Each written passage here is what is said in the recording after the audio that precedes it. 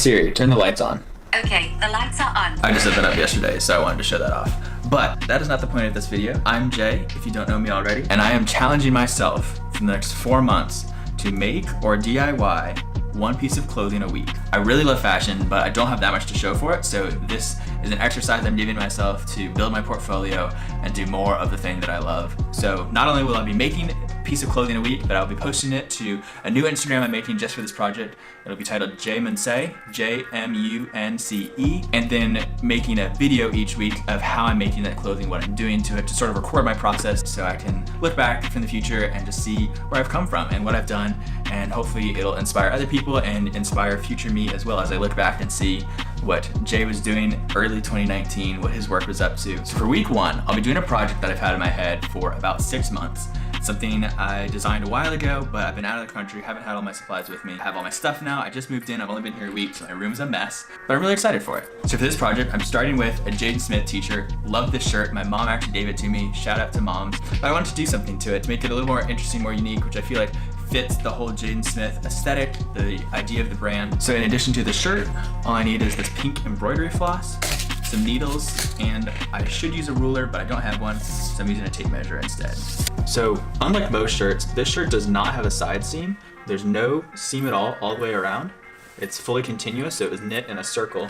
But usually there's a side seam, and so we are going to stitch down what would be the side seam with our pink embroidery floss and make a really interesting pattern down the side of this. So the side of the shirt from the corner of the sleeve down is almost exactly 18 inches. So I'll measure out 3 inches at a time and about 2 inches across to make the pattern that we're going for. Now it's not easy to write on a black shirt, so I may have to use pins instead. Not turning up at all. I don't have pins, so I'm doing the lazy method of using surplus sewing needles instead, because we're a little ratchet out here. So I have the first row of needles pinned down about 3 inches apart. This may bother some of you. I didn't measure it super neatly, but I think that's actually the aesthetic that I'm going for. I want it to be a little bit haphazard, but at least we know generally how to have even stitches. Then we will take our embroidery floss, got this at Michael's for like $1, and just pull it out till we have, that should be enough to work with. And then I have this needle with a fat eye. I will still use a needle threader though, because embroidery floss is thick. Then what I'm gonna do is tie a knot at the other end, and this thread is so thick that I probably only need to do 2, although usually with thinner thread you'd have to tie some more knots to really make it large enough. Because I want to hide the knot that I just made, I will go inside the shirt and make the first stitch coming out right at the base of the sleeve. So now that the first stitch is in, I'm going to go halfway in between the top stitch and where I will eventually go next, where the first pin is, and about 2 inches over, and make the second insertion there.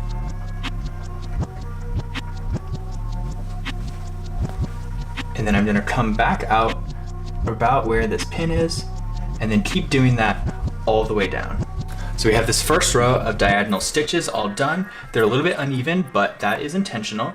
And we're just gonna leave all the extra thread just hanging out, no knots in the end, and we'll deal with that later. Then we'll make another row doing the same thing, going the opposite way, all the way down. So now that we have all the up arrows, then we'll finish the down arrows so we have a complete diamond pattern.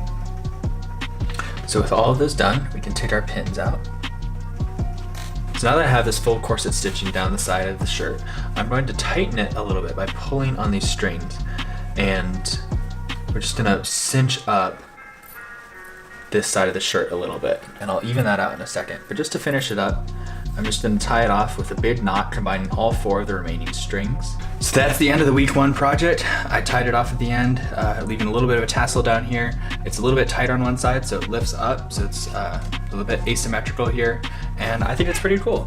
Well, this concludes the week 1 design. You can find the final photos again on Instagram at Jmunce, Jmunce. My personal Instagram is Joshua C. Jensen, the same as this YouTube channel. This first project was kind of simple, just some stitching, but we have laser cutters and embroidery machines, and eventually I want to work my way up to making a pair of pants. hands are always difficult, but we're gonna get there. So thanks for watching. Let me know what you think, and I'll see you next week.